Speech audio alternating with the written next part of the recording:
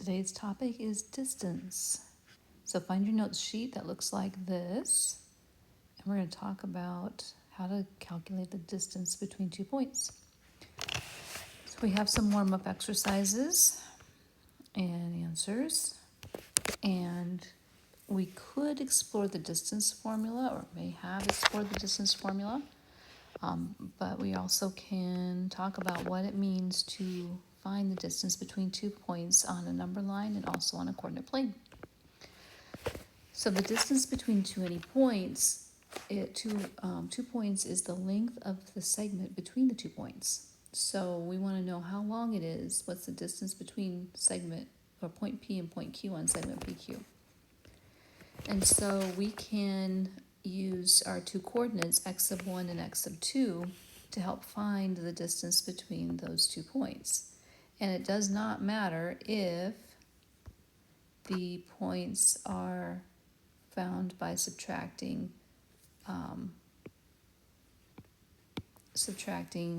x sub 2 minus x sub 1 and finding the absolute value, or the first coordinate minus the second coordinate, finding the absolute value. Because we want to know the distance between these 2 points, and every time we're talking about the distance between 2 points, we want it to be a positive distance, which is why we use the absolute value symbol. So because segment PQ and segment QP are exactly the same, it won't matter which way we subtract, as long as we're careful to subtract properly and then make sure it's a positive value. So if we are trying to find, remember when we see a C and an F with no symbol on top, this is the distance between point C and F. Point C is here at -1 and F is here at 5. So as we said in our previous slide, we could take a -1 and subtract 5 to find out what the distance between these 2 points are, and then take the absolute value of that. Or we can take the 5 and we can subtract a -1 and find the absolute value of that. Both will get us the correct answer. So a -1 minus 5, when they're both negative, we add them up and we give them a negative sign of a -6, but the absolute value of a -6 is 6. Or 5 minus a -1 is like saying 5 plus a +1, and 5 plus a +1 is 6, and the absolute value of 6 is 6. We can check that to verify that we've done it correctly. From C to F, we moved 1, 2, 3, 4, 5, 6 steps to get between -1 and 5. So 6 is our answer 3 different ways.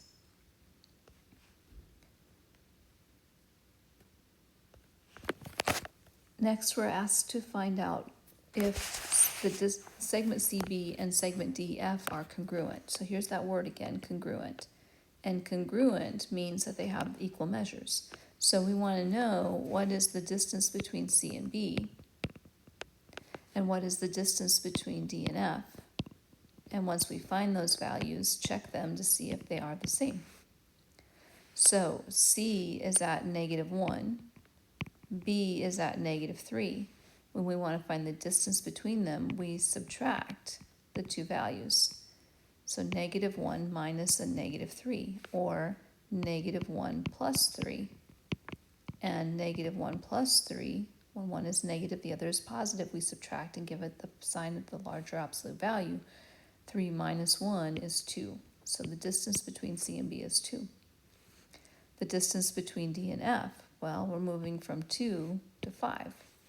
So if I take 2 minus 5, or 5 minus 2, and take the absolute value of those numbers, the absolute value of a -3 is 3, the absolute value of 3 is 3.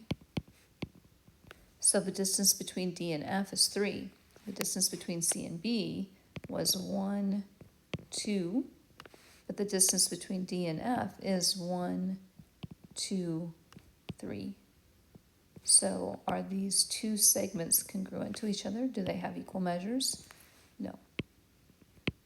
2 does not equal 3. They are not congruent. All right, so then on a coordinate plane, when we want to calculate the distance on a coordinate plane, it's not enough just to find the absolute value between the x's, find out how far we've moved horizontally, and the absolute value between the y's to find out how much we've moved vertically. What we actually are doing here is we're using something called the Pythagorean Theorem. Because if I find the distance between x1 and x2, that's my horizontal movement.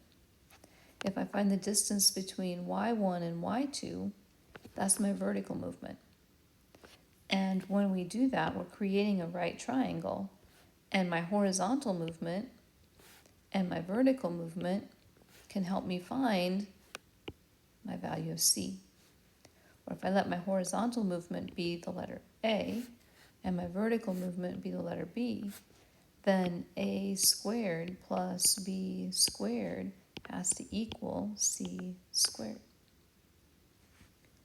And if I want to find out what c is, I would take the square root of c squared to make it a plain old c. And that means I'm taking the square root of a squared plus b squared. So this is a shortcut. This is an easy way to figure out what the distance between 2 points is, rather than use a large formula here where I'm saying find my horizontal movement and find my vertical movement, square them, add them, then take the square root. That gets me my distance between these 2 points. So let's try it. I need the distance between j, which is at 4, 3, and k, which is at -3, -7. So j is at 4, 3, 4 to the right, 3 up, my x value, my y value. K is the point -3, -7, my second x value, my second y value, 3 to the left, 7 down. I need to know how long this segment is between j and k. So I check to see what's my horizontal movement. How far did I move between 4 and -3? Between 4 and -3, 4 to the 0 is 4 steps. To -3 is 3 more. So my distance between my 4 and -3 is 7. Then I need to know how much did I move vertically. Well, I went from 3 down to -7. I was 3 above the y-axis, or the origin, and now I'm going to down to -7. So 3 to -7 is a total distance of 10. So my horizontal movement was 7. My vertical movement was 10. Anytime I have a right triangle, I can say leg squared plus leg squared is hypotenuse squared. 7 squared plus 10 squared gets me my c squared. Or in other words, take the square root of my horizontal movement squared plus my vertical movement squared. 7 squared is 49. 10 squared is 100. 100 plus 49 is 149. The square root of 149 is the exact value for the distance between these 2 points. Now we could put that into our calculator and get a number that's a little bit bigger than 12. 144 is 12 squared, so a little bit bigger than 12.